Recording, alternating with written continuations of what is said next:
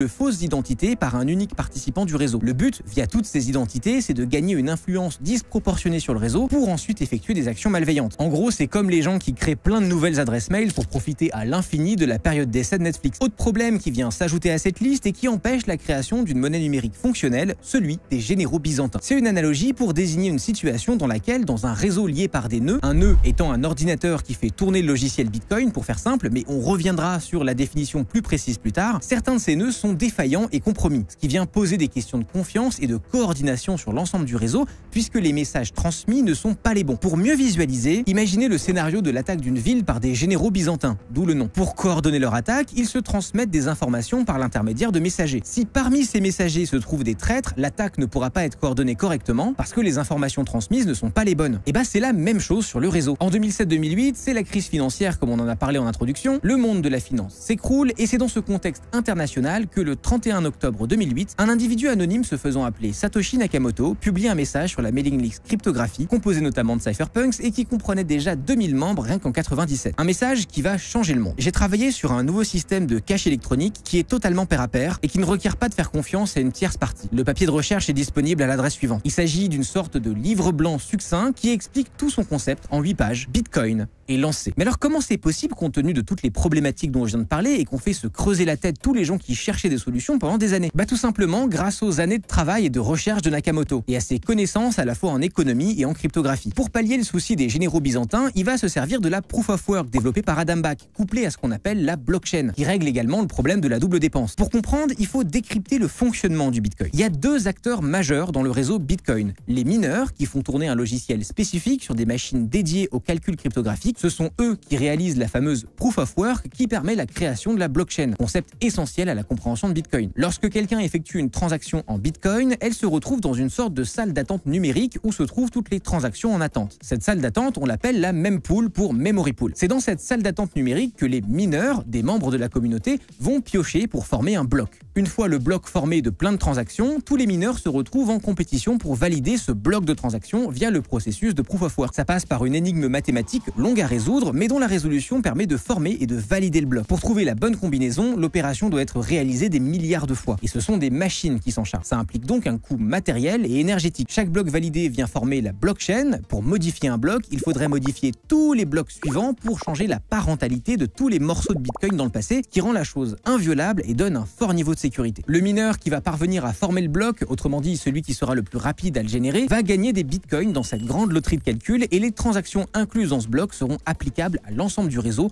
On dit qu'elles sont confirmé. Les mineurs perçoivent des frais de transaction sur les transactions incluses et touchent un montant fixe en Bitcoin. Tous les 210 000 blocs, ce montant est divisé par 2 jusqu'à ce qu'on atteigne le montant maximum de Bitcoin qui est à 21 millions, ce qui devrait arriver vers 2140. Cette diminution de la récompense, elle est programmée, personne ne peut la changer et on appelle ça un halving. Et forcément, ça joue sur sa rareté et sa valeur. Quand ces 21 millions de Bitcoin auront été atteints, les mineurs ne gagneront plus que des frais de transaction, déterminés par la taille de la transaction et la quantité de données écrites dans le bloc, mesurées en Satoshi par octet. Le dernier halving a eu lieu fin avril 2024 et comme je le disais, cet événement il est automatique et intégré dans le code de Bitcoin pour contrôler l'inflation en limitant progressivement la nouvelle offre de Bitcoin. Avant avril 2024, les mineurs recevaient 6,25 Bitcoin par bloc miné et ce montant a été réduit à 3,12 Bitcoin après le halving. Cet événement il a généralement un impact significatif sur le marché parce qu'il affecte la rentabilité du minage et il peut influencer le prix du Bitcoin. Mais refermons la parenthèse et revenons à notre blockchain. La blockchain est donc le registre de toutes les transactions effectuées bloc par bloc. Toutes les 10 minutes en moyenne, un nouveau bloc est créé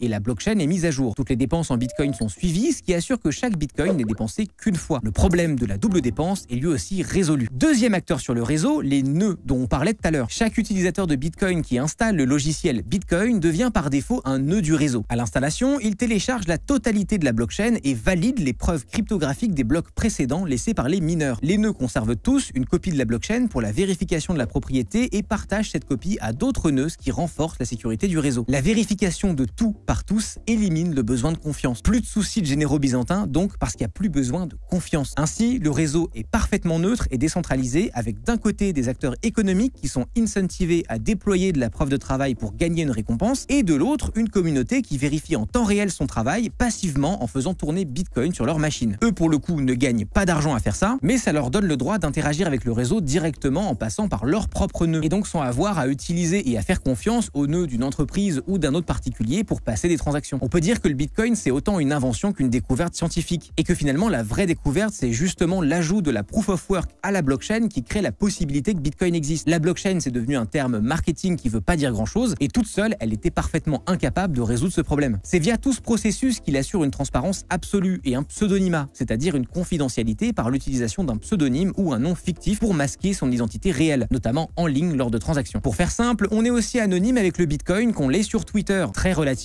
et de façon totalement dépendante d'à quel point on cherche à l'être, mais jamais vraiment totalement. Au début, quand Nakamoto publie son message, beaucoup de sceptiques se moquent un peu, persuadés que le Bitcoin restera à l'état théorique. Et ce sera une grossière erreur. Le nom de domaine bitcoin.org est enregistré le 18 août 2008 et Satoshi commence à échanger sur un forum, Bitcoin Talk. Forum sur lequel j'étais moi-même en 2013, mais malheureusement, ça prend du temps à comprendre tout ça, j'avais rien compris. Il implémente le logiciel Bitcoin sous forme de code open source et le publie en janvier 2009. Dans le premier bloc Bitcoin, le bloc Genèse, Satoshi insère le titre suivant repris du journal The Times du 3 janvier 2009. Le chancelier sur le point de lancer un second plan de sauvetage pour les banques. Cette phrase fait référence à Alistair Darling, chancelier de l'échiquier britannique, c'est-à-dire leur ministre des Finances. Mais bon voilà, comme c'est des British, ils peuvent pas s'empêcher d'en faire des caisses et d'appeler ça un maître de l'échiquier parce qu'apparemment ils vivent dans un roman d'heroic fantasy H24. Ce texte, c'est un témoignage de l'époque dans laquelle le projet est né et il souligne les problèmes du système financier traditionnel que Bitcoin cherche à résoudre. Les actions de Darling pendant la crise financière de 2008, qui inclut des renflouements bancaires et des régulations accrues, sont critiquées par les cypherpunks qui les jugent restrictives et ou intrusives. Avec l'apparition de Bitcoin, disparaît l'obligation de confiance envers les banques du système monétaire classique. Bitcoin n'est pas une crypto-monnaie parmi tant d'autres, c'est LA crypto-monnaie. La première à avoir réellement ouvert le champ des possibles. Elle est la solution scientifique au désir de créer une monnaie neutre et incensurable. Au tout début, Bitcoin n'avait même pas de valeur externe, pas de prix en dollars fixé. Le réseau n'était contrôlé par aucune entité. En publiant le code, Satoshi l'a rendu disponible sur Internet et donc à travers le monde. Ainsi, il est devenu très difficile, voire impossible d'interdire le logiciel. Une nouvelle voie est ouverte, de nouveaux échanges deviennent accessibles. Et Satoshi peut désormais observer ce que le monde va en faire. Pour que Bitcoin devienne une monnaie dans les faits, il est nécessaire que les gens la considèrent comme telle et surtout qu'ils aient le réflexe de l'utiliser comme telle. Pour pouvoir mener des transactions dans le monde réel, il fallait donc que Bitcoin ait une valeur, un coût de revient en dollars. La communauté établit alors qu'un dollar équivaut à 1500 Bitcoin. Ce sont les premiers échanges arbitraires qui ont lieu entre les membres, le prix de Bitcoin n'ayant jamais été conventionné dans son code. La valeur est fixée, il ne reste plus qu'à effectuer une transaction. Et le 22 mai 2010, un certain Laszlo Haniek poste le message suivant sur le forum Bitcoin Talk. J'aimerais acheter une pizza pour 10 000 Bitcoin. Jérémy Sturdivant lui répond « Ok, donne-moi ton adresse et je t'envoie ça ». Et Haniek reçoit peu de temps après sa livraison à domicile de pizzas de chez Papa John. Cette journée du 22 mai est alors devenue le Pizza Day, célébré à travers le monde par les cypherpunks comme le jour de la première transaction commerciale en Bitcoin. Là où d'ordinaire les monnaies reposent sur la garantie et la confiance des banques et des États, Bitcoin repose sur la vérification par ses utilisateurs qui exclut le concept même de confiance dans la transaction. Et ça remet beaucoup de choses en question sur la manière dont notre société fonctionne. Le Bitcoin, lui, arrive dans un contexte de crise où la défiance envers le système financier est à son paroxysme et ça a probablement contribué à ce que le Bitcoin se propage comme une traînée de poudre dans les communautés geeks plus larges. Exactement comme ma chaîne. Si vous vous mettez tous à cliquer sur le bouton s'abonner en même temps, ça va se propager de zinzin. Abonnez-vous, on publie 2 sujets par mois sur cette chaîne. Si vous aimez les histoires, vous allez adorer suivre. En 2010, l'affaire Wikileaks éclate. Julian Assange est alors activement recherché par les services américains et la police suédoise. Pour rappel, Wikileaks est une organisation fondée par Assange en 2006. Son objectif principal était de publier des documents confidentiels et des fuites d'informations provenant de sources gouvernementales et corporatives. L'organisation s'est fait connaître en 2010 lorsqu'elle a dévoilé un grand nombre de documents classifiés du gouvernement américain, notamment des câbles diplomatiques. Un câble, c'est un texte confidentiel échangé de manière chiffrée entre une mission diplomatique et le ministère des Affaires étrangères du pays qu'elle représente. L'une des fuites les plus célèbres de Wikileaks est survenue en 2010 avec la publication de vidéos montrant des attaques de drones américains en Afghanistan et en Irak qui révélaient au grand jour la violence de cette guerre et les méthodes utilisées par les Américains, ainsi que la diffusion de documents relatifs aux activités de l'armée américaine dans ces régions. Cette publication a déclenché une série d'événements, notamment l'arrestation de Chelsea Manning, une analyse du renseignement de l'armée américaine à l'origine de la fuite des documents, et la notice rouge ou avis de recherche international lancé à l'encontre d'Assange. Cette affaire remue Internet et sert de mise en garde pour pas mal d'acteurs du secteur. À ce moment-là, tous les systèmes de paiement tournent le dos à Wikileaks, de peur de se retrouver emberlificotés dans ces histoires dangereuses. Visa, Mastercard, PayPal, dos au mur, Wikileaks se tourne alors vers le Bitcoin pour recevoir des dons. C'est là un exemple qui illustre le fait que Bitcoin n'est régi par aucune institution. Il devient la monnaie de ceux qui n'en ont pas. Dans ce contexte, Satoshi disparaît soudainement, sans qu'on s'y attende. Plusieurs hypothèses sont avancées pour expliquer cet effacement, la crainte d'une attaque gouvernementale notamment. Il s'avère que la disparition de Satoshi des radars coïncide avec le retour de Gavin Anderson, un développeur qui bossait sur Bitcoin, à qui la CIA avait demandé de faire une présentation sur le sujet. projet. Satoshi aurait alors coupé tout contact. Gavin n'avait aucune information sur lui, mais pour éviter tout risque qui aurait pu mener à la découverte de sa véritable identité,